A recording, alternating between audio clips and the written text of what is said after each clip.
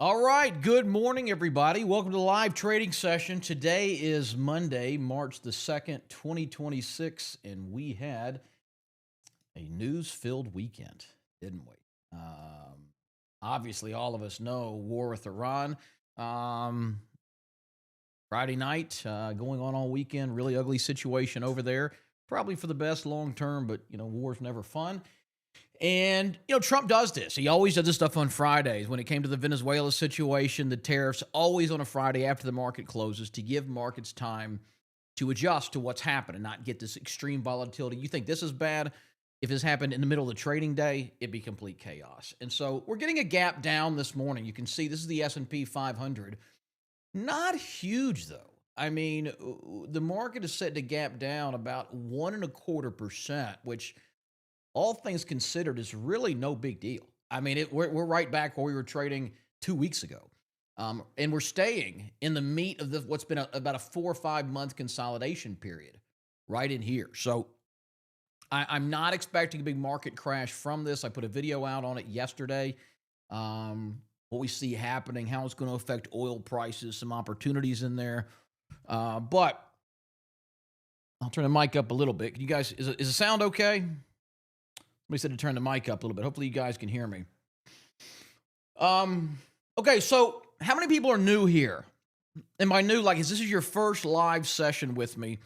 Would you just type me there in the chat box? Let me know if you're new. I want to be sure we cover everything. And if everyone's been here for a while and kind of knows what we do, I'll skip to the meat. But if not, there's a lot of things we want to cover to get you up to speed. So you guys let me know. By the way, there's like a 20-second lag between when I speak and when it actually hits you. So if you see me stalling for answers, that's what it is. Well, let me know if you're new in there. And here's what we're going to cover today. A lot of new people. Me. Dozens. Okay, new. Good. All right, perfect. We'll start from the beginning then. And thank you for that, by the way. I see all your questions, so fire away if you have any in the meantime. Let me start with this, and I know for a lot of our seasoned folks, you've seen this a few times already. Never hurts to get a refresher, but it's really important to understand what moves the stock market and what moves stock prices, okay? So this is something known as the 4 stages of the stock cycle. And every growth stock, Amazon, Google, Nvidia, all of them throughout history have followed the same 4-step process. Now, this is a weekly chart of Roku. I can show it to you on dozens of other stocks, but it lays out the stages we go through. So stage 1 is known as the accumulation phase, and this one had a bit of a dip in it. This was the COVID sell-off right in here where my mouse is, so without that, it would just look like this. But you'll typically see a stock, near its lows or consolidating for months at a time, and stocks that are in stage 1 are just... they're cheap, they're valued, they're not going anywhere. It's like watching paint dry, okay? And eventually, however, that stock breaks out and goes into stage 2, which is that green box there. Now, a stock in stage 2 is in the markup phase. This is a stock that is in play, okay? It is growing. There's big demand for the stock. Retail wants it. Wall Street wants it. It's soaring up the chart. And this is going to be from a number of things. It could be the company's seeing big earnings and sales growth. It could be they're in the right area at the right time. Like anything AI related, the last couple of years was in stage 2. For whatever reason, the stock's in demand and people are buying it. And what you'll notice about stage 2 is that it moves pretty smoothly. These 2 lines in the chart, this red line is the 50-day simple moving average, and that white line is the 200-day simple moving average. And they just kind of define the short and long-term trends. And what you'll notice in stage 2 is that stock, for the most part, pretty much rides that 50-day moving average higher. No big dips, no big retracements, no wild moves. And the reason is there's consistent demand for that stock. When big institutions, when the Buffetts and the BlackRocks and the Fidelity Magellan funds and the endowments, when they're buying a stock or a group or a sector, they're buying every day, every week. It takes them typically months to build large positions in stocks because they want so much of it. They can't get it without moving the price. And so the reason that's important is if there's consistent demand for a stock, if you got funds out there trying to build up 100 million share positions, then any 5, 10, 15% drop, they're going to take advantage of and buy it. If you were trying to buy over the next year 100 ounces of gold, anytime gold dropped 10, 15%, you'd buy more, right? So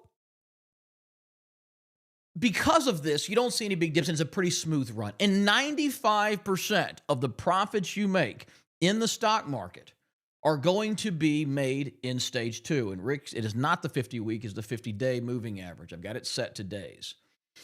So this is what we're looking for, stocks in stage 2. Now, eventually the party's going to come to an end. The institutions are going to want to get out. And it could be the sales and the profits and the revenue growth is slowing. It could be the sector's turned cold. It could be the CEO stepped down, or whatever it may be, they want out. And while they consistently buy pretty methodically on the way up, they tend to just dump it when they want out. That's why they say stocks take the stairs up and the elevator down. And so stage 3 is a distribution stage. Ricks, I don't know how to tell you this. Moving average. Set. Input. Time frame. 1 day. 50-day moving average. Okay? Now, stage 3, distribution phase, you're going to notice extreme volatility. You're going to see some big whips on the chart. So notice how in stage 2, it never went below that 50-day moving average. And then wham, wham. Look at this. In 2 weeks, the stock fell. Whoops. In 2 weeks, the stock fell 30%. Now, that never happened at any point in stage 2. This is big, heavy. The only way a multi-billion-dollar stock falls 30% in 2 weeks is if there's massive, heavy selling. And so this is our first clue that the guys are getting out. And in this case, stage 3, whoops, what did I do? I deleted my box. There we go. In this case, stage 3 kind of went down, then back up before rolling over. Sometimes it'll come and just sit here and roll over. Either way, stage 3 is the beginning of the end. And this is where most investors get in trouble. They watch the stock go from 100 to 2 to 3 to 4 to 500. It falls back to 3, and they go, finally, a buying opportunity. A dip. It's finally on sale. But it's not a dip. It's the beginning of the end. And so once the institutional investors are out, once that consistent day after day, week after week, buying support is gone, now there's no one left. And retail investors, the suckers, I guess, some would look at us as, we're not buying a stock every day for 6 weeks straight. We don't have infinite money. You buy once, twice, maybe 3 times, and you're gone. And then once that demand is gone, now it's just a game of uncle. And it's your stop losses here, where there's a bunch of stop losses here or here, and it just collapses. And this is when the diamond hands, proud guys get in real trouble, because they think, oh, well, it'll go back. It'll go back eventually. Really? It'll go back eventually? That was 2021. Hadn't gone anywhere near there since. And so don't make the mistake of thinking all stocks eventually come back. That's known as recency bias. Yes, Microsoft comes back. Apple, Google, NVIDIA, those have historically come back, but there's thousands of others that never came back. So stage 4 is the last place you ever want to buy. We call this trying to catch a falling knife. And I'll show you a little illustration as to why this is bad. Then we're going to go into the setups we're looking for and how to know what to buy. But think of it this way, all right? Let's say person A bought up here at the tippy top. Terrible luck. He just bought up here, $450 a share, okay? Person B paid half that. Bought it down here at $230, okay? Now when he bought it, he's calling person A and going, you dum-dum. You paid $450. I paid $250, $230. But let's look at what happened. By the time this stock was down here, just 10 months later, person A was down big, 88%, okay? How much do you think person B was down? If you say half that, you're wrong. Person B is down 78, 79%. So I don't think you would call your friend and say, 88% loss. I'm only down 79. You're both screwed. You both lost a massive amount of money. And so it's a losing game. Now, yes, one time you're going to get lucky and buy the bottom here. It's going to soar and you're going to look really smart. But the other 9 times out of 10, you're going to have big losses. So the moral of the story is we're looking for stocks in stage 2. And when this completes, by the way, when stage 4 comes to an end, it's going to go right into this process all over again. It will go back into stage 1. It will then become cheap, a value stock or whatever, watching paint dry. They'll begin accumulating again on the cheap, and then it'll begin this all over again. Okay, so we're looking for stocks in stage 2. Now, it would be extremely egotistical of me to say, I'm going to get in right there and I'm going to get out right there. Not going to happen. If it does, it's luck. I'm not saying if you miss the entrance into stage 2, you have to wait 6 years for the cycle to repeat. But we want to get stocks either as they're going into stage 2 or coming out of what are known as clean bases inside of stage 2. And I want to show you what that looks like, okay?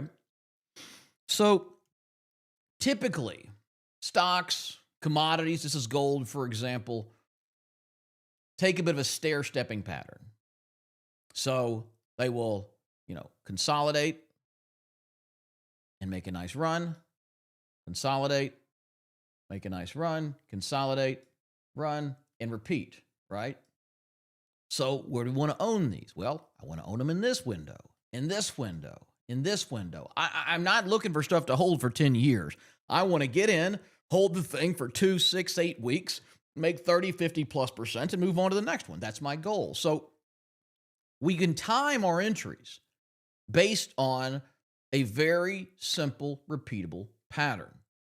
And I'll show it to you in gold.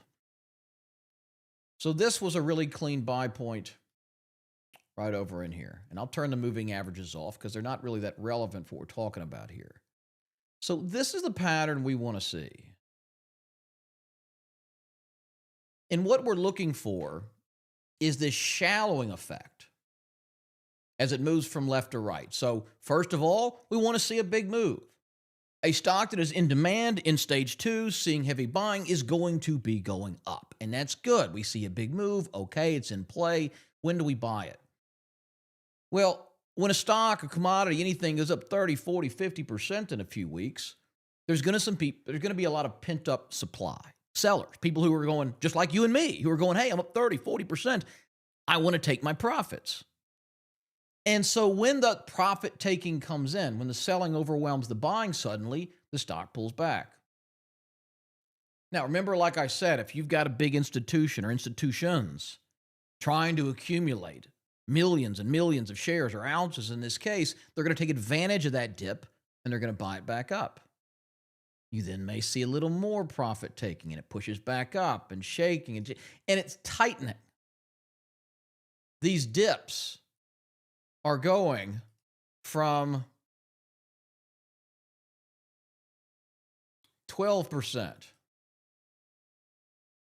to 6%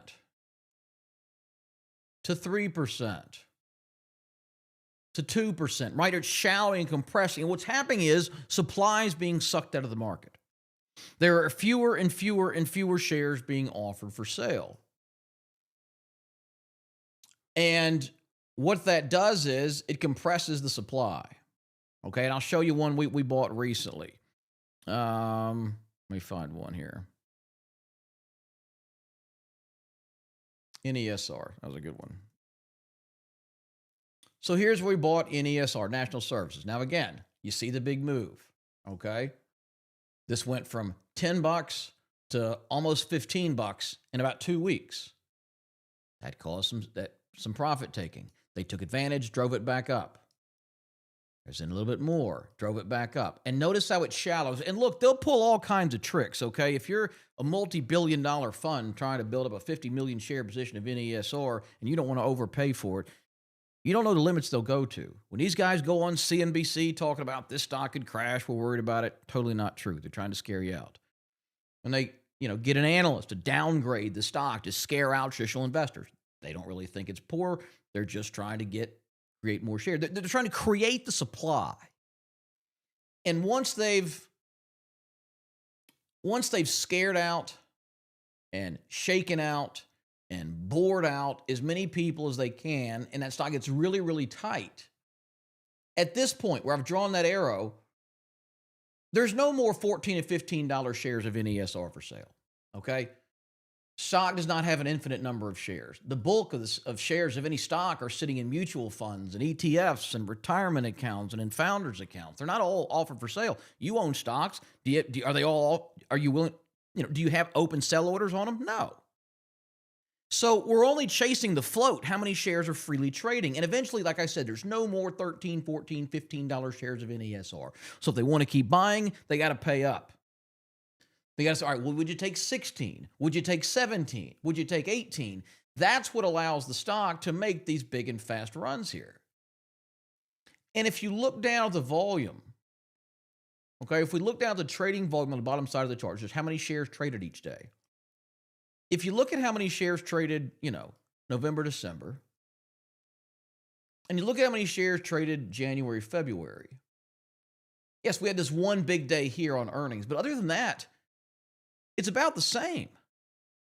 It's not as if there's a massive increase in buying over here. So how is it that for these 2 months, the stock just bounced around in this little, 16, 17% range, and in these 2 months, we're up 78%? How is that possible? Because the same amount of demand, same buying, is chasing a much smaller pool of supply. If you had $10 to make a mini economy, $10 chasing 10 widgets, what are those going to sell for? Probably about $1 a piece, right? This is terrible writing. I'm doing it with a mouse. Now, if the same $10 of demand is there, but they bought up 8 of the widgets, so now there's only 2 widgets, what are those going to sell for? Well, there's a lot more competition for them. Same number of dollars, but less assets. That's what causes these moves or allows these stocks to move so quickly. Okay, questions on this before I go too far?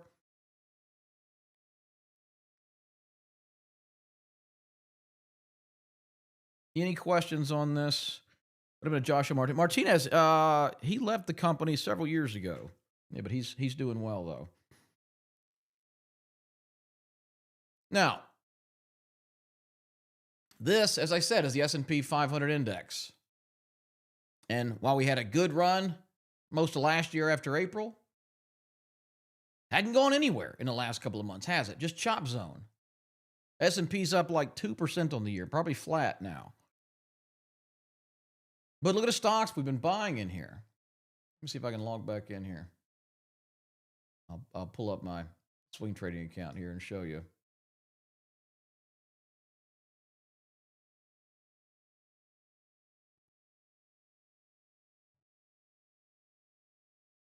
How is everything I'm buying? Now, look, I'm probably getting lucky here. Last few weeks, we're having one of those, just nothing can fail, but everything's up. We got it down, down today. The copper's gapping down a little bit, but like, how are all these working? And look, this is actually a short. I'll cover this one in a minute in Ethereum. Let me adjust this down. Hold on. There we go. So Barrick, we're about 5% on. ERO, I bought in here about 14%. Copper's about flat. CMP up 7%. LYC up 20%. Hecla Mining up 12%.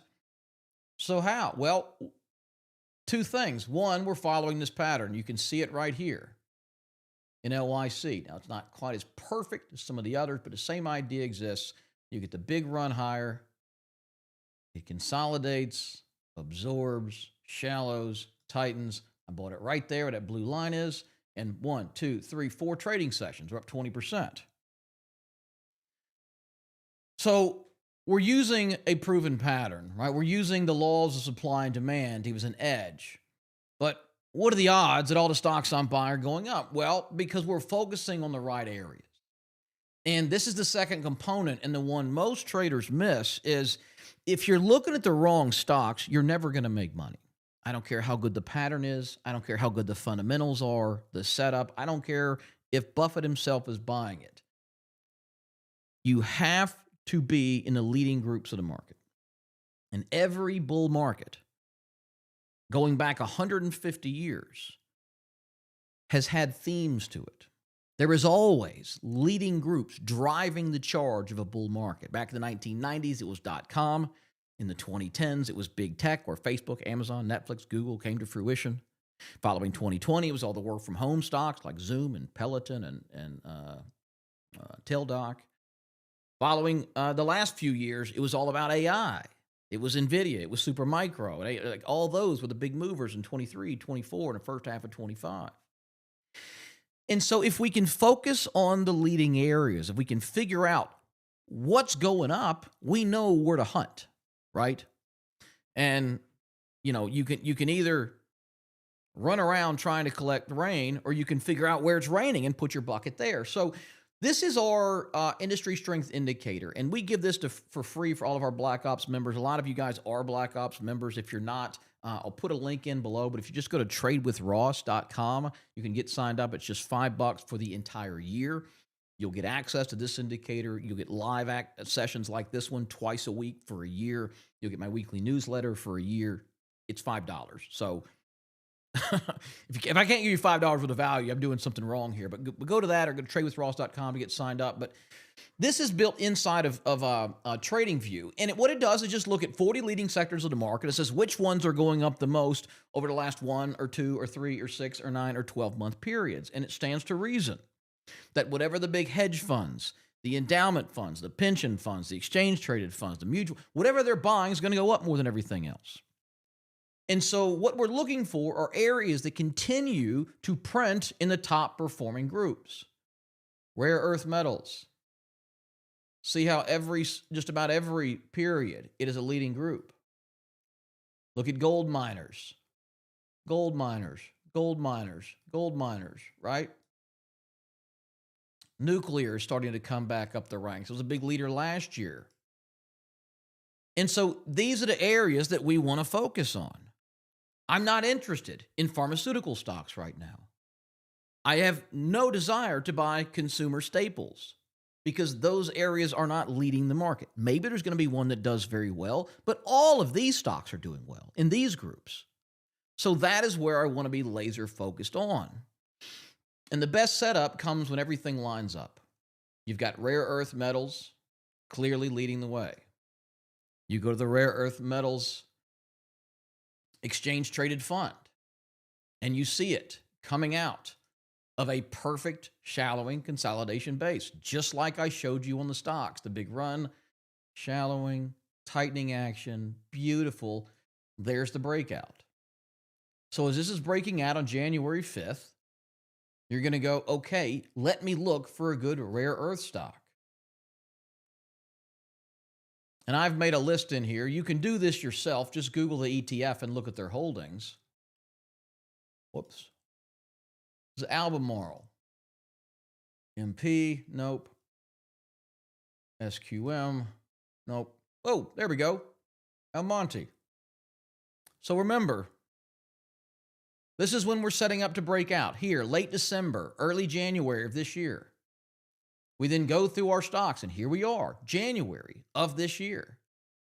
And we have a nearly identical pattern. Same idea. Big strength, coming in, shallowing, tightening, little wiggle, comes right back. There's our breakout. And so we have a strong market.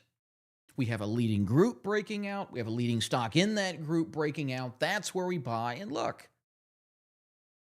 You're up 83% in 40 days on a stock, on a $6.5 billion metal mining company. Is any of that overly complicated? Can anyone do this? Absolutely. Every single person in this room can do this.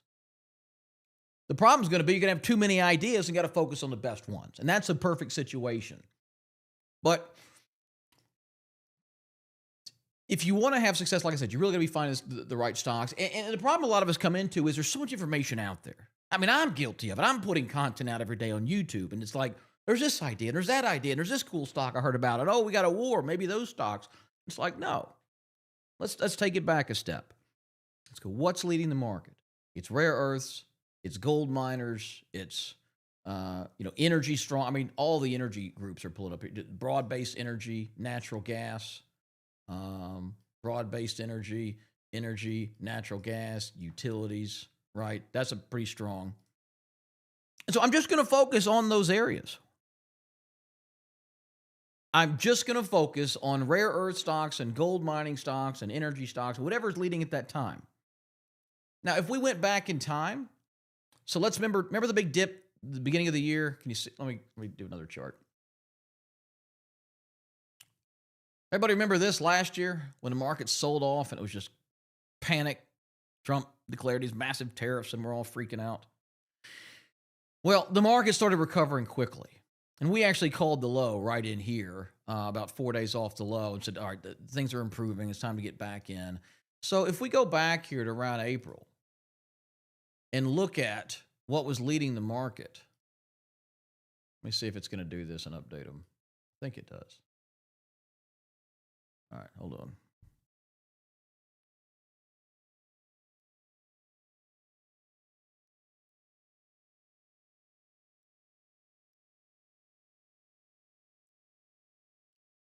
Well, it's not doing it quite properly here. Let me see. A little bit of a lag, and it's hard to make it go back in time. But anyway, what was leading the market here in April, coming off the lows? Which group should we have been focused on here?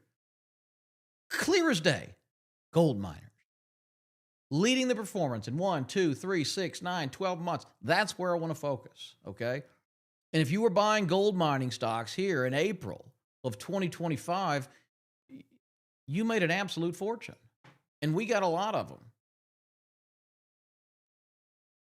Let's go and look at these gold miners in here. Look what Newmont did. Remember I said April? Do you see this big perfect pattern it was coming out of in here? The big shallowing, nice tight, bought immediately, buy the breakout. Okay, you missed that one. Okay, it consolidated again, tightened up, get in here. I mean, these are up double, triple since then. Gold.com. That was a later breakout. Agnico, right? And you'll see this over and over again. I actually got this one marked up. I forgot. And that brings me to the final point before we start looking at stocks, and that is this. We don't need to risk a lot of money, okay? Don't be one of those cowboys out there going, bus ticket or Lambo, and putting it all on the line. We don't need to do that. We are going to be wrong. We're going to be wrong plenty. I've lost hundreds of times. I'll lose thousands more. The question is, how much do I make when I'm right, and how much do I lose when I'm wrong? And so the name of the game is, yes, leading areas, good market, right stocks, clean pattern. But when I'm wrong, and I will be wrong, I'll miss it or things will change. I'll wake up to a war in the Middle East, right? Things happen. Stocks move the wrong direction. I want to keep my losses small. So let me put this in a logarithmic scale. Now, with this pattern, once it comes down here and pushes back up, shouldn't go below here again because it's going to shallow. Then shallows, shallows, shallows, and gets tighter and tighter, right? So that last swing low, and I've drawn a red line on it, that last little low, when it breaks out, is where our stop loss should be. We put a sell stop order in. It says I'm buying here at 129.5 or 130, where the breakout is. If, however, it falls here and does not go like I think it should, I want to sell. And so you just come in, you put a sell stop order, it sits on the books. If it falls and hits it, you're out immediately. So our risk on this trade was a whopping 5.6%. That's what we're risking. And it runs. Your 5.6% risk turned into a 40 or 50% gain, and then it does it again. It makes the big run. It then consolidates, absorbs, shallows, tightens. Now look, your stop loss at this point,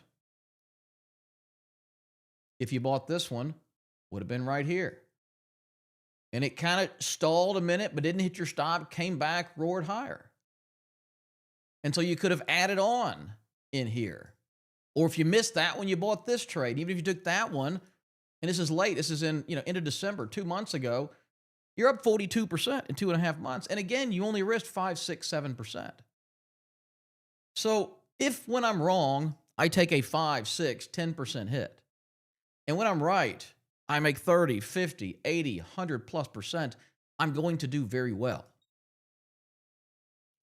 Look, one of these. BG. Ah, darn it, it gapped. Maybe we take a 5-minute opening range breakout. Let me see what's happening here. Moved overnight. This is one we were watching, by the way, from the live session. This, look, it IPO'd over here in January. It's been pretty ugly since. And we finally got, this is more of a kind of cup with handle pattern, but the same idea. Same kind of shallowing base, tightening up. And I was looking for a move here through 1040. It's gapping.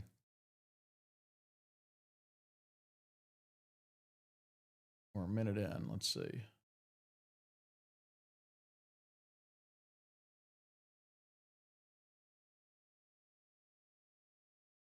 Thing's moving pretty good. Let me take a little piece of this.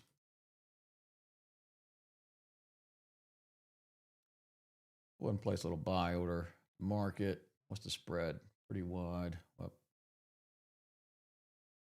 let's take 500 shares.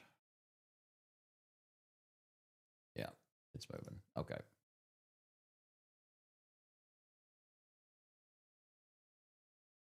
Why did it fail me? Hold on.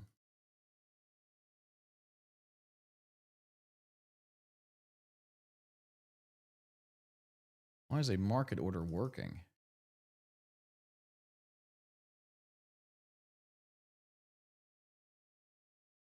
Sorry, guys. Something happened with my account. I don't know what's happening. I put a market order in on the stock. Market means buy it right now. Unless they just froze trading on it.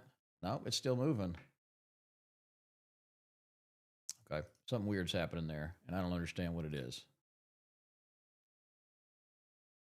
We'll deal with that later. Now, some of these I've trimmed half of, like ERO. Sold half of that one on the move up. CMP, I trimmed down. Now, why would I trim down CMP? Because it's going right into supply. This is where it stalled last time. So when it got there, I sold half of it. LYC is moving nicely. You see I've got a sell order in there at 20.95. Why there? Well, that's where the last time, that's where the supply is. So I want to get out when it hits there. It should be about a 25% gain if it hits it today. Anyway, okay, let me answer some questions because I've ignored you all for 25 minutes and I apologize. But for the new folks, I wanted to go through all this. And I'm hoping this has opened up your eyes, some things. You're seeing some opportunity here, how the market works, how to find the best stocks, how to buy at the right places, how to do so with limited risk. Let me see. How do I find a sector performance chart and trading view? Goobers, if you are a member of Black Ops, you'll just go to this page. And let me see if I can post it in here. It's going to be a page that looks like this. And you'll just put in your email address and your username, and we'll submit you. We'll submit it there. Let me have the guys post this in there.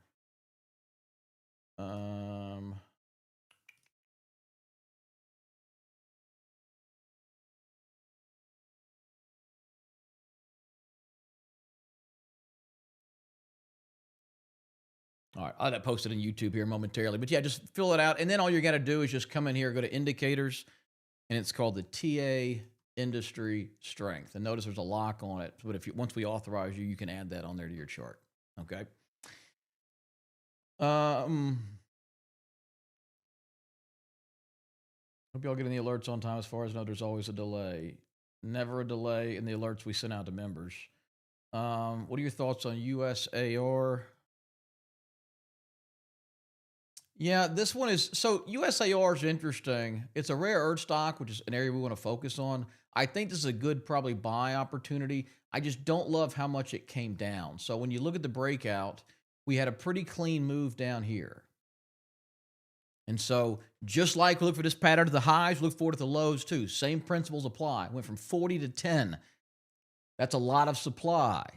We need to get through that supply. It needs to be absorbed by the buyers. When it does, it should tighten up, shallow. There's your breakout. And it was a nice little move. Went from like 20 to 30 in like 3 days. Nice little move there, but then it's pulled all the way back, and now it's coming all the way back here to our breakout zone. So it really needs to bounce here. If I were to buy it, I'd work a stop at 16.5 below this swing low.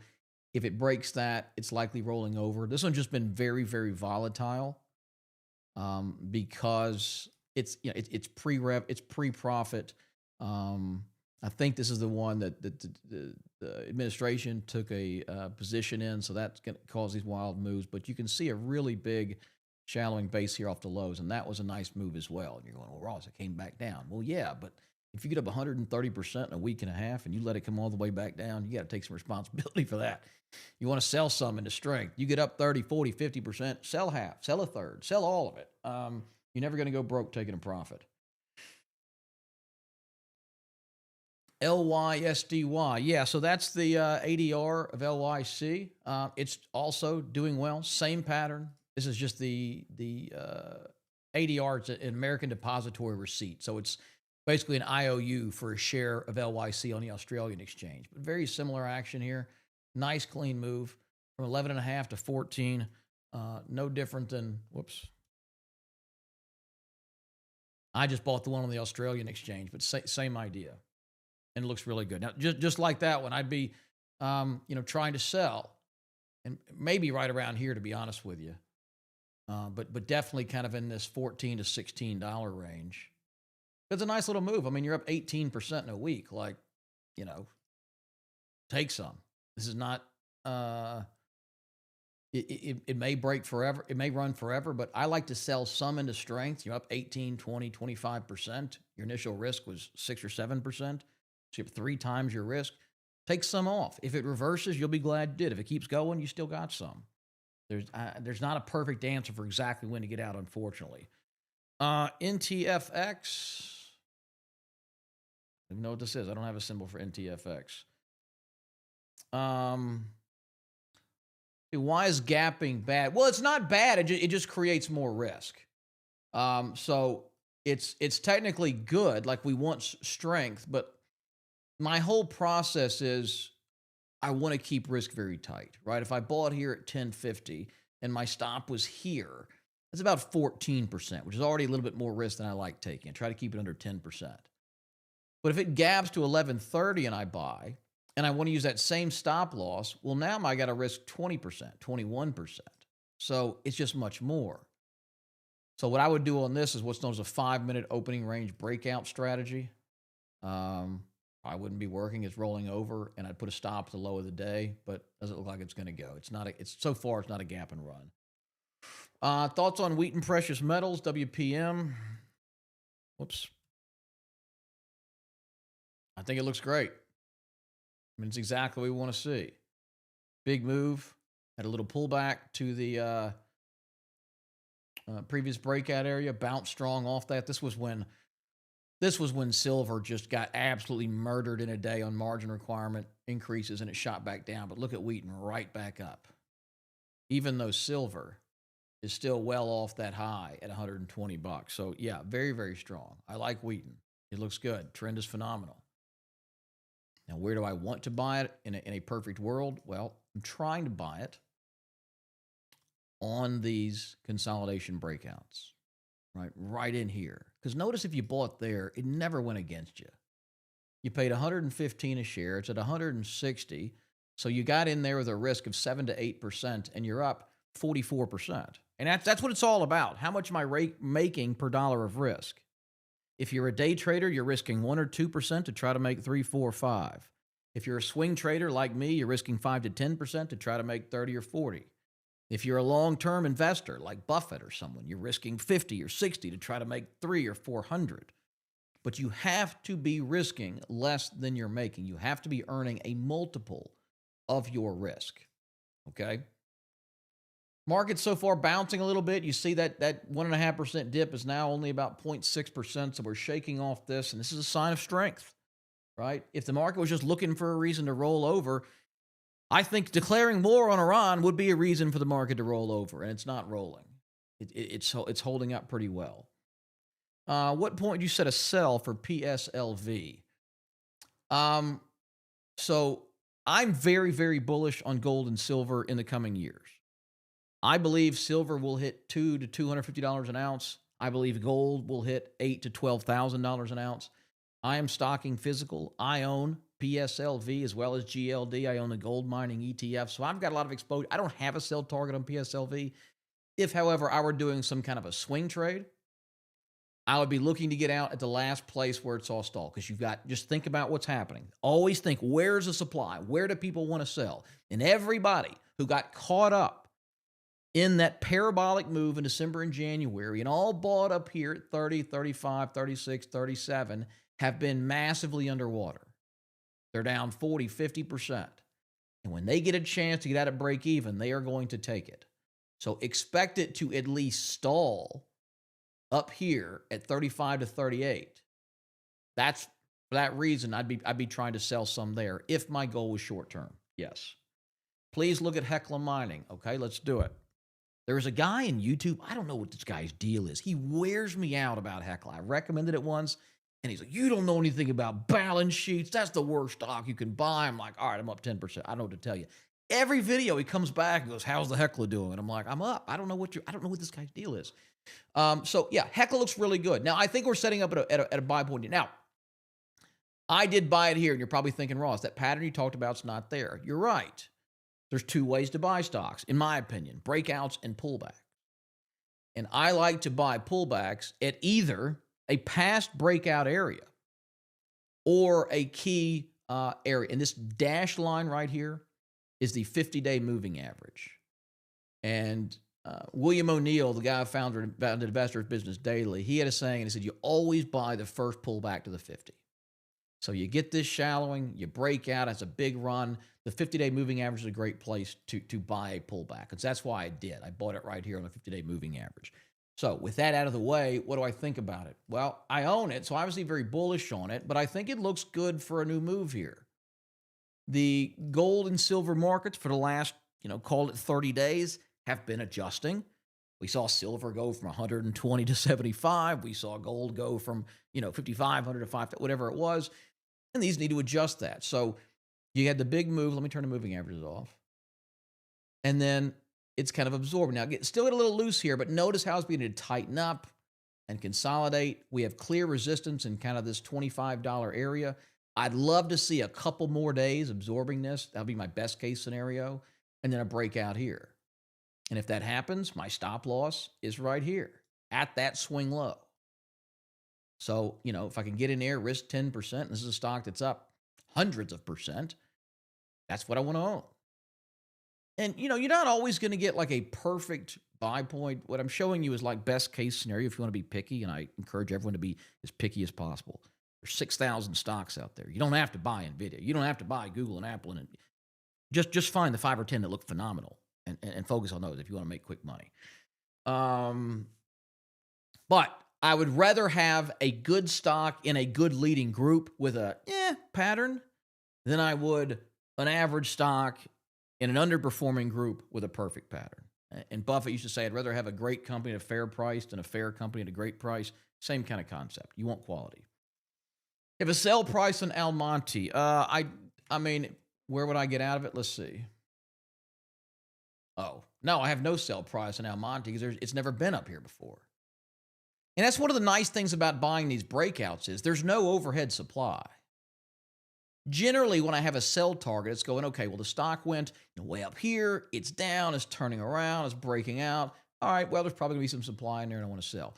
But when a stock's never been here before, right, when it's breaking out for the first, it's making new all-time highs, everyone who owns it is profitable. There is no one sitting on a loss with this. So if I bought it down in here, I'd be selling half to 2/3. I mean, if I look, doubling my money in 6 weeks, I don't care how high it goes. I'm happy. When you get these big gaps, one thing I'll look for is what I call a 380R move. There's this indicator. It's free if you go to where is it? ADR percentage, ATR. See that third one down there? And it shows you the average daily range of this stock. And we may be getting too deep in the woods here, but obviously, if you're buying a Walmart, your expectations are different than if you're buying Almonte or, I don't know, some hot AI stock, right? So the ADR shows how much this stock moves on average from the high of the day to the low of the day.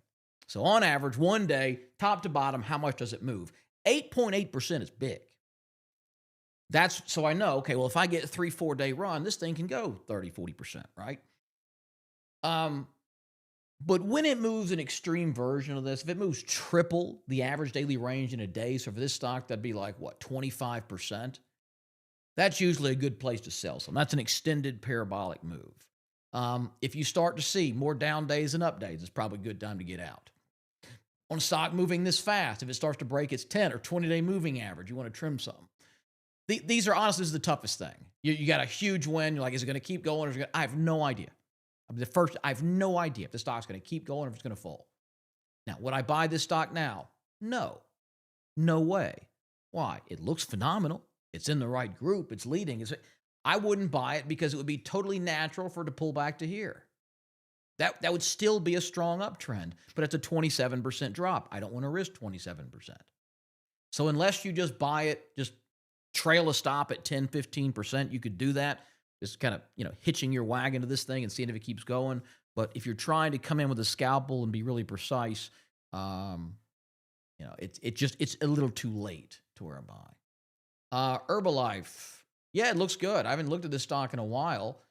Now, it's not in a leading group, so it's not one I'd personally focus on. This is one of those exceptions I talked about. Like, I wish I owned it, but did I have any reason to buy Herbalife? No, it's not in the leading areas of the market. It doesn't wind at its back. I didn't really see a clean breakout, so I would have totally missed this one.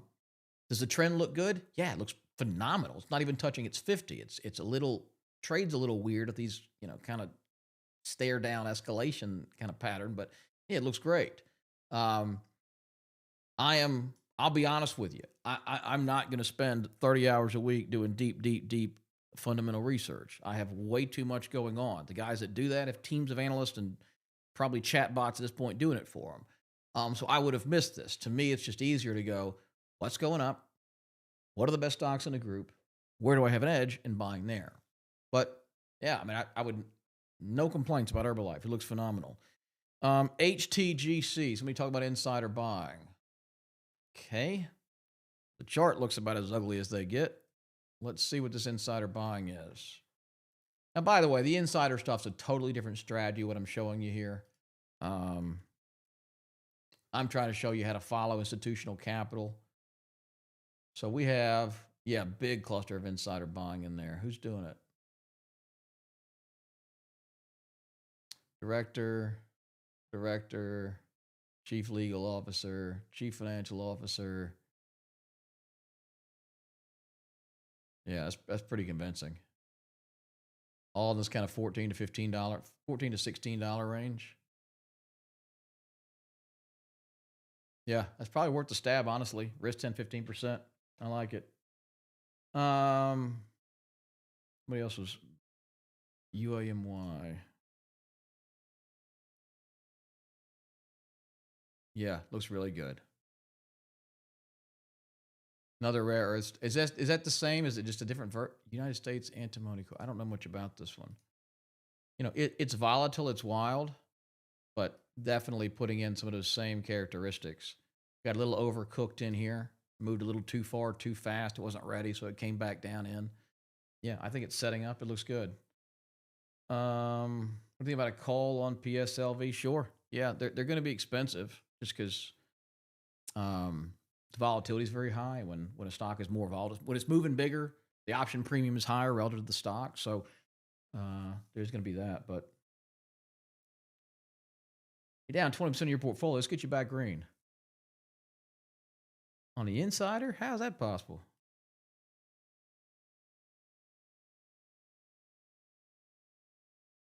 Did you get the big winners in? We got a couple there that have been monsters for us. Yeah, Illumis, we bought in November, is up 300%. MBX from Zimmers of 80. These last few we bought these we bought in January. These bought last month at 30%, 20%, 21%. These are down 1 and 3. It shouldn't be hurting your portfolio too bad. Anyway, we'll get you squared up. Look at IPMLF. I already know this is going to be a penny stock. Let's see. No, it's not. I apologize. Okay, IPMLF. It was a metal stock, which is the right group. Mining production base, Red Chris, Mount Poly, headquartered in Canada. Base and precious metals. Okay. Um, I think it looks fine.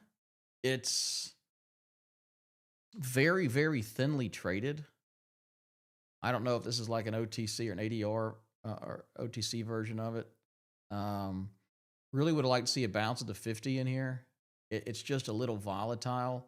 Like, can you see the difference between buying when a stock is tightening up and consolidating and you have a nice clean entry for a strong move versus in here? So what I'd like to see would be, signs things consolidating. And if it does that, you're probably setting up for a new buy higher. Now, it doesn't look like it's falling off a cliff or anything. It's a pretty natural pullback considering silver and gold took that big whack. But it hasn't come back as fast as some of the others. So just be a little bit cautious of it. And definitely don't let it get below 670. ENR. Yeah, I think this is when we bought an insider down here. It was cheap. I like the strength. It is rolling over. I'm not really loving the technical picture on it right now. It couldn't get through this 200-day moving average, which to me is a problem. The SanDisk look like a breakout's coming. Yes, it does. Absolutely does. Yeah, this looks really good. So I like to put it in logarithmic scale on a big price move. That'll kind of set things in perspective. But yeah, this is a perfect example. And I don't know how we missed this one. Because this is about as pretty as they get right in here. Clean buy at 270, and it went from 270 to 700. Just pretty as it. God, I hate that I missed that one. But yeah, it does what I was setting up here. So notice we kind of had a blow off top. Now, look at what I was talking about, the 3 ADR move. Okay, this thing's moving 8% a day on average. Look at this day right here. It gapped up 25%, 3 times the average daily range. So when it did that, I would have been selling a big chunk of it right in there.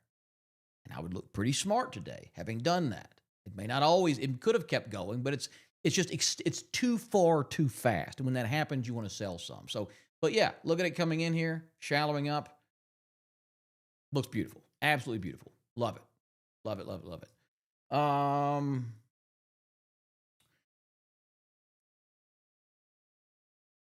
What do you think of VST?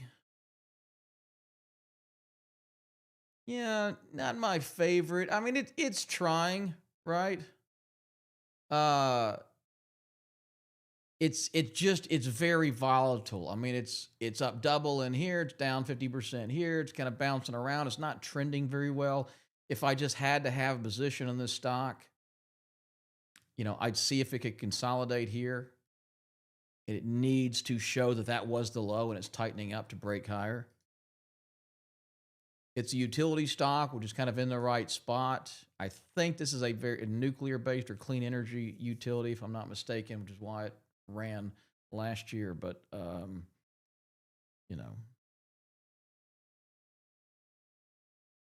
insider options. Yeah, MRCY. Mercury Systems, aerospace and defense. Okay, I can see why you're getting in this one. Big gap, 7% today. That's just going to be news based on the war.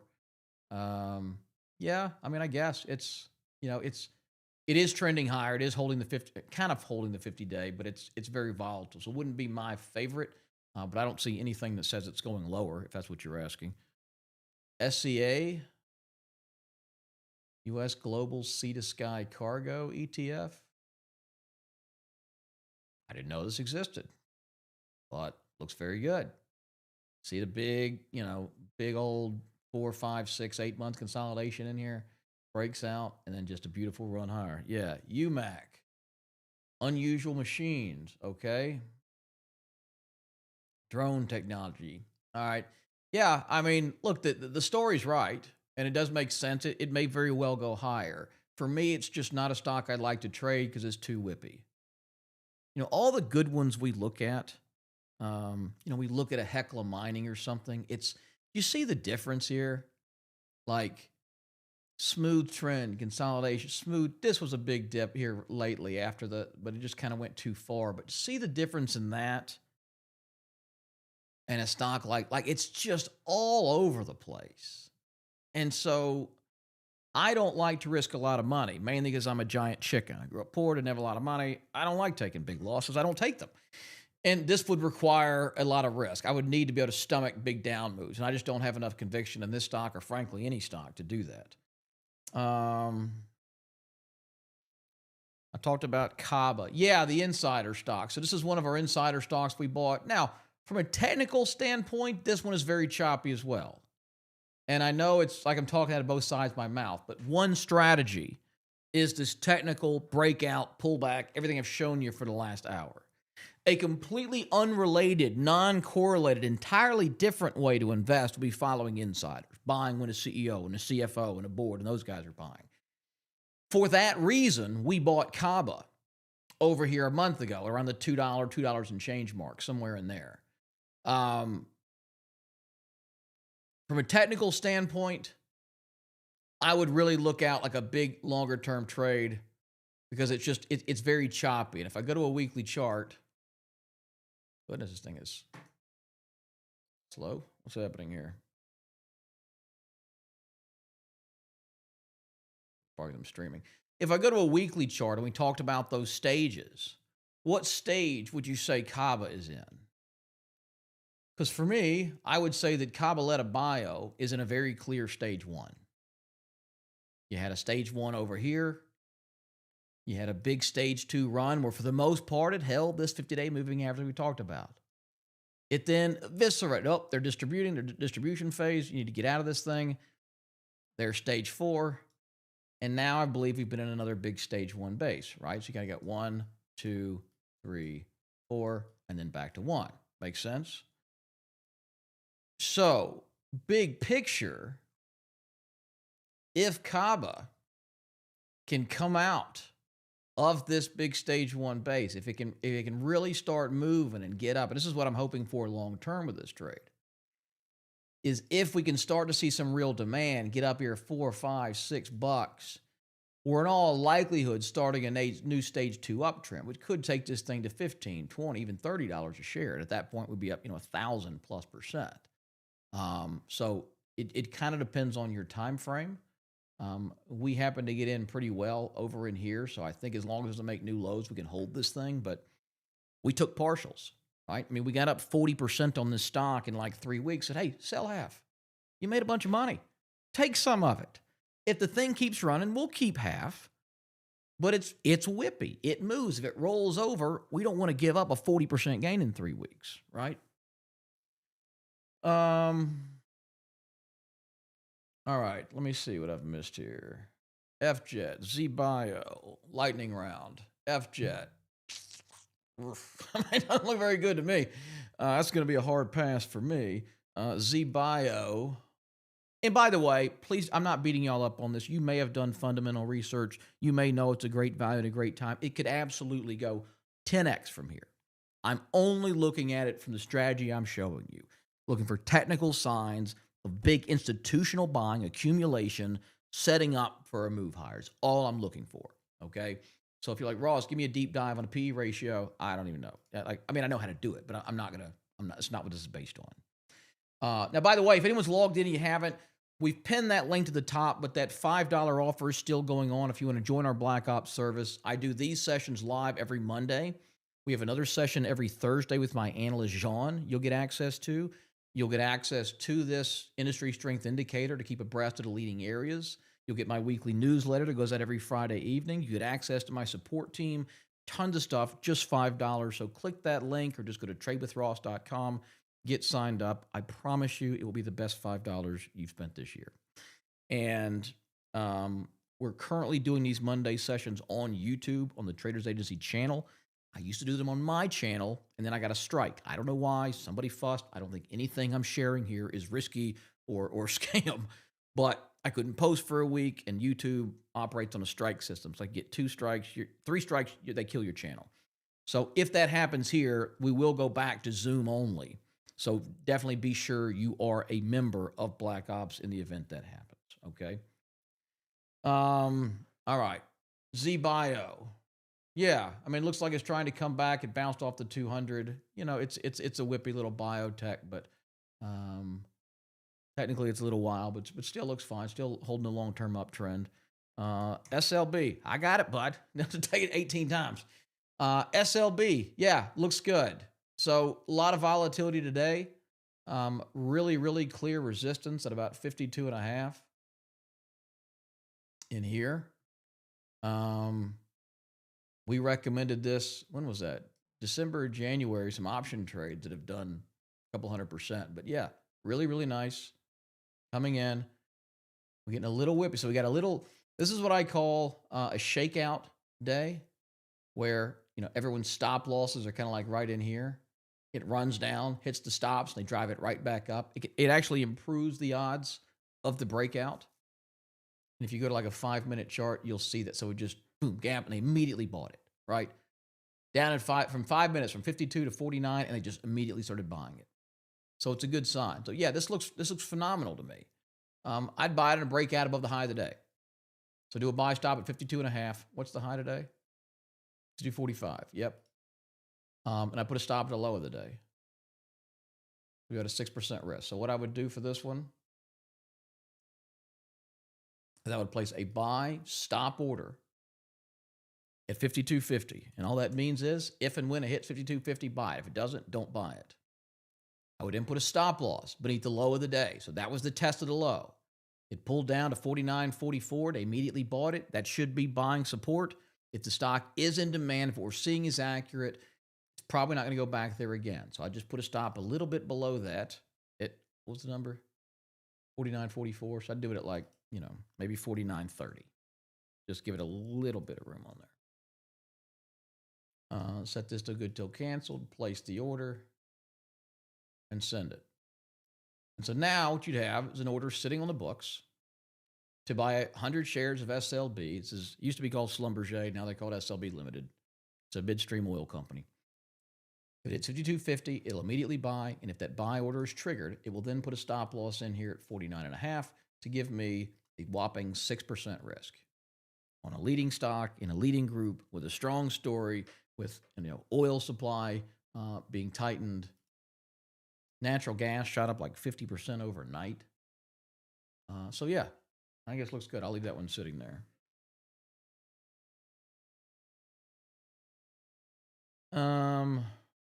Yeah, Frost a troublemaker.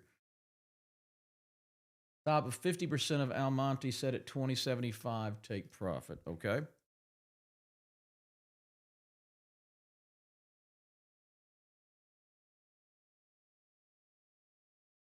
Oh, a sell order at 20.75. I see. Okay, so it makes a high of the day. All right.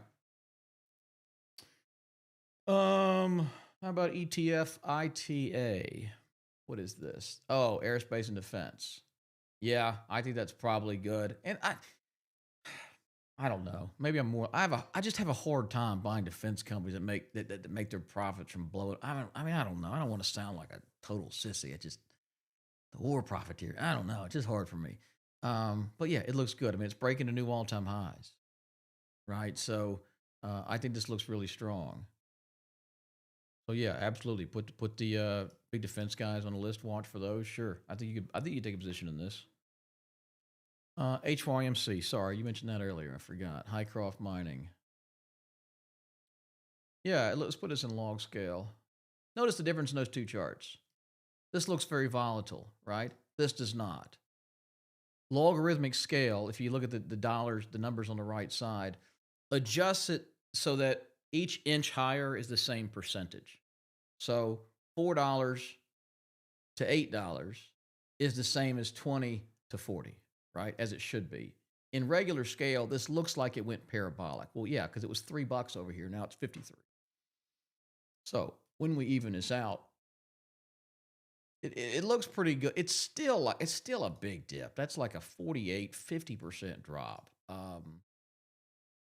It shouldn't be doing that in stage two. I mean, I guess it just went a little far and kind of corrected. I don't know. I mean, if I owned it, I definitely wouldn't sell it. I have a hard time buying it here just because it's a bit extended. I need to risk at least 16% and probably more. But if you just look, if you just want to buy it, trail stop at 15 or 20%, it's a good candidate. It's a monster of a stock. It's in the right group. I just hate how volatile it got in there, but it looks great. Yeah, I'm just a chicken. That's what I'm saying. I'm a chicken.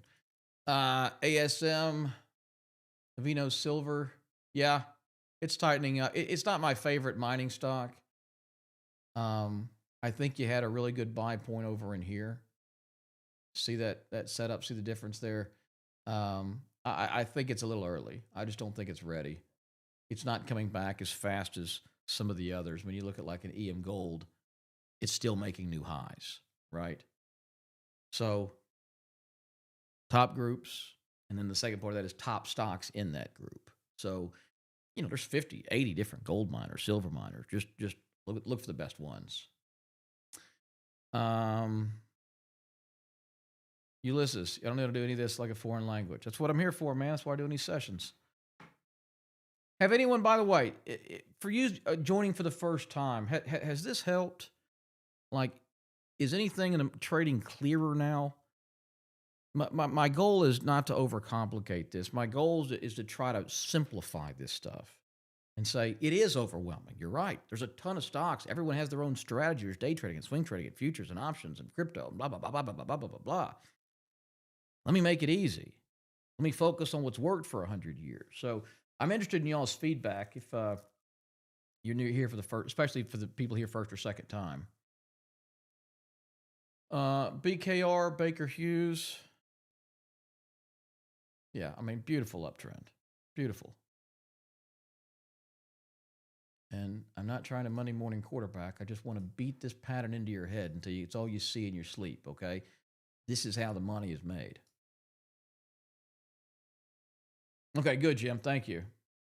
Helping, Robbie, Paige, Big Realty, Josh, the Andersons.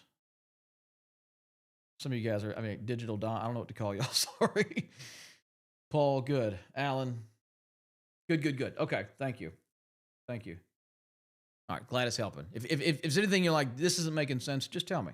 I mean, this is y'all's hour and a half, whatever we're gonna call it here. So let me know. Your head hurts. Sorry. It'll get easier, and the guys have been here for a while can tell you. Like I don't know what this NTFX is. That's what he keeps asking about. I don't have anything for NTFX. I don't know what that is. I don't even see a symbol for that. Yeah, Minervini calls it a VCP, volatility compression. Yeah. Collier Mining, CDE. Yeah, it looks great. This was a big winner for us. I think we bought it, I want to say back over here in August. If not there, I mean, you can see like the setup in here. And then this, again, like this is when this happened in silver. Okay. So if you're a silver miner or a gold miner and the price of silver goes 120 to 70 in 2 days, that's going to have an effect on the stock. We got to keep all this in perspective. So I'm willing to forgive a 20, 30% drop, given the fact that silver fell 60% or 50%, whatever it was. But it set up a great buying opportunity. Because I think I talked about this, that there's really two ways I like to buy stocks anyway, and that's breakouts and pullbacks. Breakouts we've been covering for an hour. It's right in here. Pullbacks, there's really two big places I like to buy them. One is, as I mentioned, the dip to the 50-day moving average. So this dashed one right here, that's the 50-day. And so you see right there, the 50-day moving average was a good buy point. The second favorite place to buy it, which is coincidentally the exact same in this situation, is at a previous breakout area. So this breakout that took place on January the 9th, it ran, silver and gold corrected. You got a second opportunity to buy right here at that breakout opportunity. So this was resistance and resistance and resistance. Now we're looking for it to become support. And so if I get a pullback to the breakout area and the 50-day moving average, which is the situation here, I'll turn the other two off. That's the 50-day. I'm buying that 8 days a week, right? So, and it was a perfect buy. Be up 35% right in there. So yeah, really, really clean. But what I think it looks great. I think you could possibly see a and we're already seeing it. It's been 2 days right in here. Again, just chasing supply. All the guys that bought up in here kind of got hammered, and so there's going to be a little bit of supply. So I'm not surprised it's kind of stalling here. It could stay a few more days. It could just run today. I don't know. But that's unsurprising. I wouldn't let it worry me. I think Coyer looks fantastic. Nothing has changed. Mac, my man, 49% on CDE. Love it, brother. Good job. Oh, good. Thank you, Deb. Appreciate you saying that. Ross, do you buy stocks or options? Primarily stocks. I will occasionally do some options. If I'm being totally honest with you, I'm probably not the best option trader, right? I mean, I know how to do it. I can get them, I like to buy 3-4 months out or around a 30-40 delta, maybe a strike or two out of the money. I think I talked about John Carter the other week. I used to work for him like 15 years ago and learned a lot from him. He's a phenomenal option trader. I don't think I think if you took his option ability and put it to my stocks, you'd have a real formula for success. But, options are just riskier. And what gets me is like the premiums. So if a stock is making a big move higher, the volatility is way up. The options are going to be much more expensive relative to the stock. And it makes sense, like that an option for a Tesla, all things being equal, is going to be more than an option for Walmart, right? It's just a more volatile stock. But when the stock is moving, it's in an uptrend when I want it. That's when the options are very expensive. So I often don't get as much bang for my buck as I'd like. But I don't get into the theta decay and the gamma bursts and all that kind of, I don't want to call it nonsense. Maybe I just don't understand it. Jerry made 45 grand in January. Good job, dude. That's awesome. Thank you for sharing. I love that. We'll share that with the team.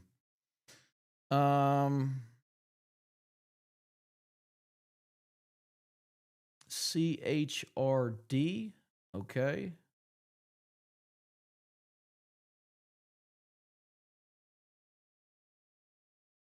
Your tiny portfolio is overextended in CDE. Still looks good, but not sure where to put a stop to keep from getting booted out at a lower point. If you feel that you're overextended, you're too much exposure in CDE, just sell some.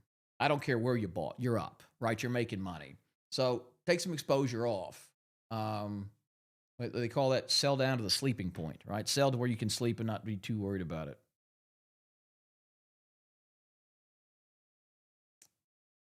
All right, looking through here.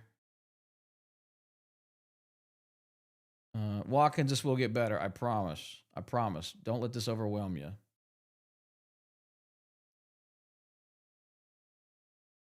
You like when I start at the high level? Okay, good.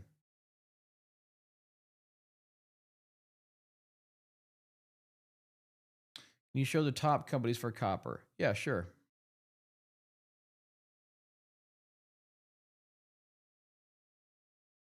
All right, let me look. I missed something else. Top copper companies.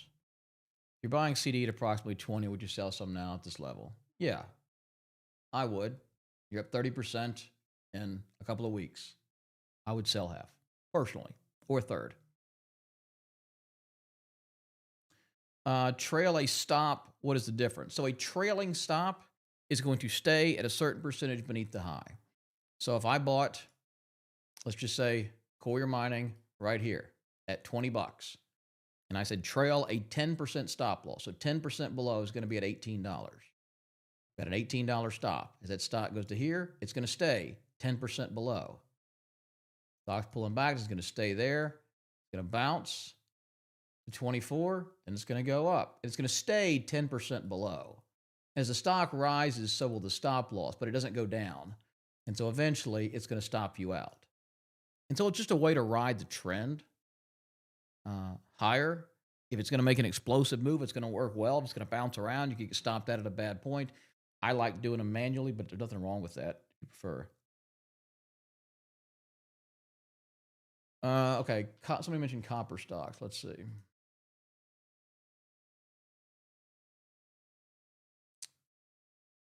Here are the copper miners. Let me see. Freeport, obviously a big leader here, FCX. Tech Resources, another one. This is Hudbay Minerals, HBM. So we bought this, my Alpha Stock service. It's not all $5. We do have to pay our employees. So we do some more premium trading alert services. We do all this for them. We send them all the picks each week. We text them when we're buying. We text them when we're selling. We keep an open portfolio. And this is one of the ones we bought in there, but it's following everything I'm teaching you today. And it was a leading stock in a leading group in a clean breakout. We bought it here at 18. It's currently at 26. So what are we up on this thing? 44% in 80 days. Nothing wrong with that. SCCO, Southern Copper, another top one. CPER is the copper ETF, which really needs to break out because I'm long 25,000 pounds of copper. So I'd really love to see this break out. ERO, which I bought. Again, remember the pullback conversation we had? Right there, the 50-day moving average. Bought it. So, yeah, it's up 11 or so percent. I sold half when I kind of got lucky. I sold half right here just because that's where the big confluence was. I'm looking how much, where were the most days traded? And I was up, 20 whatever percent or 18, 20% in just a week. So that's pretty good. I'm going to take some. But yeah, still looks very strong. Those are probably the top copper names: FCX, Tech, SCCO, ERO. There's some other ones. Taseko Mines is very good. This is Ivanhoe.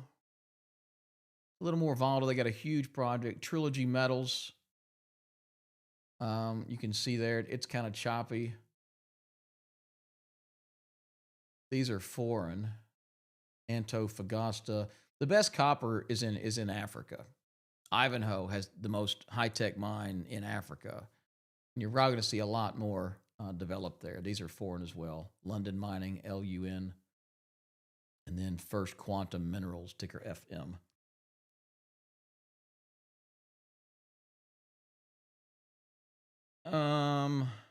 Why does the industry strength chart change daily sometimes? Well, different groups. I mean, all it's doing, it's not overly complicated. It's taking 40 subsector ETFs and just saying, how much are you up the last 30, 60, 90, whatever days? So when it says last month, it doesn't mean like starting February 1st. It means the last 1 month, the last 30 days. So if one group falls, another goes up, there's going to be some rotation in there. And you'll see this move intraday. If we stare at this for 5 minutes, one of these groups will move because they're openly trading. Is AMCR rolling over? No, that's not a rollover. No, just pull them back to the 20-day. But why do you think we're stalling in here? My guess would be all these trap buyers that bought at 48 to 50. And then it comes back there. Now they're selling, right? So you'll see this a lot. Just think about it like, what if I bought here? Now, if it went here for 1 day, there's not going to be a ton of supply. But this sat here for a month. A lot of people are long Amcor from $47 to $50 a share. And all those people have not enjoyed the last 6 months of their life. So when it gets back and they get to break even, a lot of them are going to take that opportunity. So that's all you see. But no, I wouldn't say this is rolling over. Not to me. Attaboy, Bill. Good job, man. All three up big. You bought options in all three of those. You want to hear something crazy, Bill? I forgot to buy them. I'm not kidding. I made the video. I did it on the weekend. I did all the research. I put the thing out. I'm tracking it. I was going to buy them that next morning. And then I said, you know what? I need to wait a day because options are thinly traded. I don't want anybody thinking I'm front running and we're trying to like buy an option and put a video out to the world about it. So I said, I'm going to wait a day. And I totally forgot to buy them. So I'm not making any money on that. So I'm happy you did. Makes me feel good. Thank you, Bill. Alpha Stock's already made a 50% of calls less than 2 months, and you're only doing chicken trades. I like it, Edgar. Good job, man. You're making money. I love it. Stop loss up. Stop loss. What are stop loss? Oh, the trailing stop. No, it's gonna move intraday. So if you have a trailing stop, it is always, if you put a 20% trailing stop, it will always be at 20% of the highest that stock has been since you bought it. Whether it went there for 10 seconds or it's been there for 10 days, it's always going to be 20% below. So any 20% drop from peak will stop you out, or 10%, or whatever you set it at. When I'm ready to get out of a position, I'll put a really tight stop, maybe gain a little more for it. Yeah, I'll do that sometimes too. I'll choke it off. All right, let's put it. Yeah, it's right here. I'm going to put it at the low of the day, 2% below. If it rolls, I'll take it, but hey, maybe it gets another bump. ICOP. Oh yeah, the copper and mining ETF. Yeah, very good one. It's got all those. It's a way to hedge your bets. Just buy all the miners, right? And again, this one, this one wasn't. It didn't really shallow for us. It was more of a flat consolidation. Like I prefer to see it kind of do this and tighten. Instead, it kind of loosened. So it would have scared me a little bit, but it did have a nice, pretty move here. But this looks like it's kind of coming out, right? We're kind of tightening up in here and trying to get legs and runs. Hopefully, this is the start of a new run in copper. I really hope it runs. The Democratic Republic of Congo, yes. Oh, the copper, right, yeah. Space Group improving. Thoughts on PL, Planet Labs? Yeah, that looks really good. If you're going to buy one, I mean, look, it pulled right back to the 50, held there beautifully. You see signs of that compression, right? Actually, this looks perfect. I'd buy it right now. Yeah, I think it's perfect. I'd buy it, but it stopped at low of the day. I'd buy it here. If you can stomach it, the risk 11%. I think it's a great place to buy it. You get a little bit of supply up in here, so it could stall, but it's up pretty big. If this is the start of a big move, it shouldn't break down below the low of the day. If you want to give it like 15%, really give yourself some space. You're right. You got the 20-day, the 50-day moving average, the swing low. I mean, everything's right there. So really should not get below, call it $22, $23 a share. It could absolutely be the start of something big. Yeah, and you're right. There's a lot of hype around the space sector. We got potential SpaceX IPO at $1.5 trillion, which I will not be buying. I love Elon. He doesn't miss, but I ain't paying $1.5 trillion for an unprofitable company. That's border. I mean, you should be locked up for that. If you were to guess, where do you buy? Where do you think Hog will bottom out at? Honestly, 0. I mean, this company needs to trim. Like, I don't see the younger generations driving Harley Davidson, even looking up to Harley Davidsons like the previous. I think they need to shrink way down, become more of a boutique manufacturer, and just accept we're not going to be a $20 billion company. We're going to be a $2 billion company or $1 billion company. I mean, you got the COVID low at here at 15. So that's a really big stress. Like that's a big line in the sand. That was complete, pandemonium. But like this thing's been going down for years. All right, this is the 08 bottom at 10. It soared back up to the peak in 06. And it's been going down ever since. So the big lows are 10 and 15. You're currently at 17. Like, but this is just not pretty, right? So if there's a fundamental reason, I mean, I get it, but this would be, no offense, one of the last stocks I'd buy. It's not in a leading group. They're not. I mean, what are the earnings and sales looking like? Let's see. I mean, their sales are continuing to fall, year over year. They're beating estimates. Well, they didn't in December, but they beat earnings in September. There's several beats, lots of revenue beats. I mean, every quarter they're beating revenue estimates by 20 and 30%. And the stock just keeps falling. So, it's. I'm sorry. It's not for me. I don't like it. Can you help us get the 1 minute, 5 minute, 30 at the top in trading view? Yeah. So all you're going to do is go down here and put stars on them. Okay. So go down to where you want them. 1, 5, 30. How did I make that one? Hold on. Oh, I added a custom interval and did 65 minutes instead of 60. I deleted the 60, but it's up to you. Well, yeah, just put stars on the ones. That'll make it a favorite. And so I've got a day, a week, 65, 30, and they'll stay up there like that for you.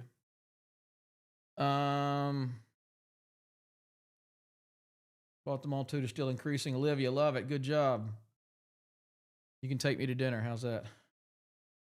Can you look at HPK? Just kidding. I'm married. See. High peak energy. Now, obviously, it's pretty ugly chart. It's gapping today because the energy's strong, but it wouldn't be one I like personally. You know, for me to buy a stock like this, I just need to see a turnaround. I'm saying, okay, well, it's clearly not in stage 2. So I need to wait till I get the start of a stage 2, which means it needs to absorb and supply and compress. And this 200-day moving average needs to start turning up, and it needs to get above the 50, and it needs to, get ready for a breakout higher. Like, that's what I like. I can't even consider trading it a different way. So for me, it'd be a pass. WWD, Woodward, industrial machinery. Okay, industrials are warming up. Control solutions, aerospace. That's a good thing to have exposure to. 150 years old. That's interesting. Yeah, it looks good. I mean, it's just consolidating, right? But it's holding up pretty well. You do have that kind of wedging, shallowing action in there. Hopefully, you get a couple more days of absorbing supply, then you're off to the races. Yeah, looks great. Good job.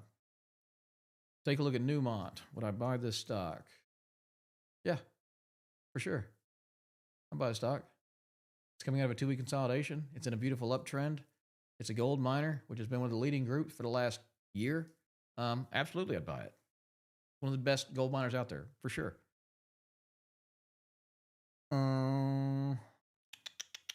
SMR is back to stage 1 accumulating. I would say it's back to stage 1, yes. And this is a great story on why, I'm not Warren Buffett. I'm not finding stocks that I can hold for 10, 20 years. I'm only want to hold them for a couple of weeks or months. We bought SMR right here last year because nuclear got hot. It was a leading group. The stock consolidated, as you can see. It compressed, it tightened, it broke out. We bought it at $18 a share, and that bad boy went to 55, 54, whatever it was. I mean, it was up 130% in 6 weeks. Like, it was awesome. Awesome. Our people made a ton of money. And you're going, well, look, it's down now. You think I held this thing from $55 to 10? No. And we were selling in here, and we sold in here, and we sold. I think we got to the final piece like over in here or something. I forget exactly where we got bobbed out, but I'm not telling you I'm going to sell right here. That's lucky. But if you buy right, where to sell is a good problem to have. Just don't screw it up too bad. So I would agree that the stock is back into stage 1. But we had, and this one happened quick. We went through the whole cycle in a year. Stage 1 base. Beautiful stage 2 uptrend here.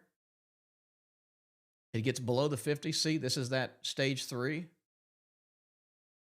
where it gets volatile, goes under the 50, the distribution phase. And then this was stage 4, massive decline. Now it's time to go back to stage 1.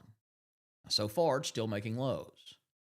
So in stage 1, I want to see the same freaking thing I see in stage 2, which is signs of accumulation. I want to see shallowing, signs that the sellers are out of the way, the supply has been absorbed, it is then free to run higher in a new stage 2, and we'll see this again. Now, it may not happen.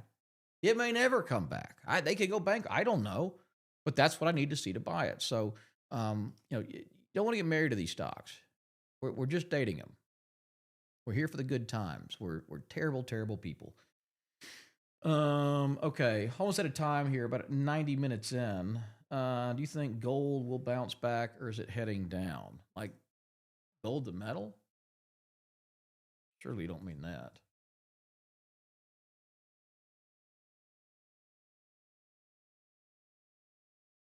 Gold will bounce back. I mean, it's within like 2% of all-time highs. I don't know what you mean by bounce back. It's back. PL broke a wall. Yeah, we talked about that one. I think it's good. I think it's Bible here.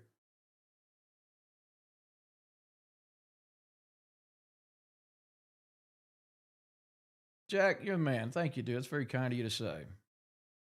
I really appreciate that. Thank you.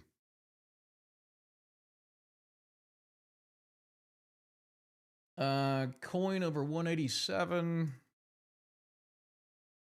Maybe. I don't think it's ready. You know, when you look at like, we want leading groups, right? Ain't nothing about Bitcoin leading. I mean, that's Bitcoin. That's Ethereum. Like these are getting murdered. I just shorted Ethereum. And you want to know how it's a good short? If you flip the chart upside down, it looks like a good buy. You know? So this thing is, I sold a little bounce in here. I bought SETH, which is the Pro Share Short Ether. Oh no, it's rolling over on me. I was doing so good. I was up 7 or 8%. Why is this thing going down? Oh, ETH's kind of bouncing back. All right. Well, that trade may not work out. We're down 3%. I'll just close this out. I try to take advantage of the dip and bought there. But, you know, again, 3%. No big deal. Worth a shot. But so, you know, Coinbase thrives when crypto is rising. And it tends to not do well when crypto is going down. The same type of trader who buys Bitcoin and Fartcoin, whatever the heck all that crap is they buy, is the one are doing that on Coinbase. And so when those things are down, their trading volume's down, the money they make is down, and this is like a proxy for crypto. Now, over here was great. We bought it over here, in fact, when crypto got hot, and it made a big, powerful move very quickly. But now, as you see, we're in stage 4, maybe trying to start a new stage 1, but I just don't think it's ready. I think it's too early. All right, somebody give me a list of stocks here. I'm going to run through them quick. SoFi, not a chance in hell. Big Bear, nope. Webull, not even close. Lithium Americas, yes, it's consolidating, getting ready. I think it's early, but it's going to run. The first 3 look, no. Definitely not. Palantir, I'm going to go ahead and say no. I think the AI trade is over for now. And if you need further proof of that, look no further than NVIDIA. Now, NVIDIA, right here on Wednesday, reported the best quarter in the history of this company. Biggest earnings, biggest sales, biggest revenue, biggest sales. They even beat all the estimates. They raised forward guidance. It could not go any better, okay? And look what the stock did after it started trading that morning. They reported Wednesday after the close. This is what happened on Thursday and Friday. Now, if this stock were still in demand, if there was consistent buying by the institutions, what you and I look for, and they came out and they beat the already bullish estimates and they raised their forward guides, and even better, that's just going to put more fuel on the fire. What all people are doing is taking this advantage to sell it. So this is dead. NVIDIA, to me, is in stage 3. And I believe we will soon see the distribution stage of NVIDIA, and this thing's going to come unwound, and it's got some room to fall, right? I mean, it trades, what does it make each year? Let me see. So it does what? Call it $5, $10 a share in earnings? No. Maybe it's not as overvalued as I thought. I think it's got a long, I think it's overdue. I mean, this thing's sitting at what? 4.5 trillion? That's just a hard number to even grasp. So, you know, to me, the market is telling us they're done with the AI thing, and Palantir is the other big one, like NVIDIA. You know, they beat earnings, and the stock gapped up, right? And then immediately sold off over the next 2 days. So I think it's just signs of distribution. And, you know, remember, it takes them months to get out. If you've got a $80 billion position in Palantir, NVIDIA, or whatever, you can't just log onto E-Trade and go sell $80 billion. Like, it'll crash the market. It doesn't exist. So these guys don't always sell when they want to. They'll often sell when they can. And when they can is after a big earnings beat, when a bunch of average investors go, oh, they beat, I'm going to buy. That's supply coming in, and they're going to sell right into that. So I think the AI move I just think it's over, at least for now. And this is, I'm not saying AI is bad. I'm saying it is going to change the world. But like, go back, this is the .com bubble, but not as extreme. If you go back to the 90s, anything with .com was the AOLs and the Intels and the Ciscos were up huge. And if we go back there, this is where I think we are in this trade. So you go back and look at Microsoft. Let's put this in log scale. Okay. I mean, it soared in the 90s. Soared. And then, the correction came and it went from 55, excuse me, down to 20. Now, today, sure, you're up. Yeah, the most successful company in the history of the world, yeah, sure, this one came back eventually. But man, you were flat for 17 years. And if you look at like a Cisco, I guess this one's doesn't exist anymore. Whoops. Oh yeah, it does. Same idea, right? So it was a great company. Massive earnings growth from $8 to $40. But then the correction came. And it took, 10, 15 years to get legs again. And so I think that's what we're going to see with NVIDIA. I think you're going to see a chart of NVIDIA 15 years from now. And hopefully you'll say, oh, I was trading with Ross. He told me this was probably going to happen. And it's going to do something like this. And it's going to go, here. And then it's going to come, a little back in here. And it's just going to take a while. And it's going to drift. And 10 years later, it'll be back. And it'll probably do this into 2040 and 2050. But that's where I think we are. So, I've read a lot of investing books. None of them have said you want to wait till the stock's up 2,000% and start buying. None of them say wait till it's worth $4.5 trillion and start getting in on the cheap. Like maybe it goes and they're 10, 15% higher, maybe it doesn't. But long term, this is going to be one of the worst times to buy NVIDIA, I believe, historically. It's over. You missed it? Let it go. Okay. All right, guys. I'm going to go ahead and end the session here. I think we're well over our time, and I've answered most of your questions. If I missed your stock, I'm sorry. Bring it back Monday. I'll try my best. If you haven't already, go to tradewithross.com to get signed up. And if I can ask y'all one small favor, it really would mean a lot to me, especially you guys who said you made some money with me. Here's how you can pay me back if you want. Just kidding. You don't have to pay me back. But if you go to Google and just search Traders Agency, you can leave a Google review. No idea why that guy's on here. Is that me and him? Oh, okay. Click Google reviews and just share your experience, good, bad, and different. Be completely honest. If you hated it, say it's garbage. I hate that guy. He's ugly. His voice bothers me, and he's wrong about everything. If you enjoyed it and you learned something, share that. But, we have people every day, every week that see something from us, and they're wondering if we have any idea what we're doing, if this is worth their time, or if it's another, wannabe. So you're the only ones that can answer that. It would mean a great deal to me. These all show up in a company-wide Slack channel as they come in. So everybody at the company will see these.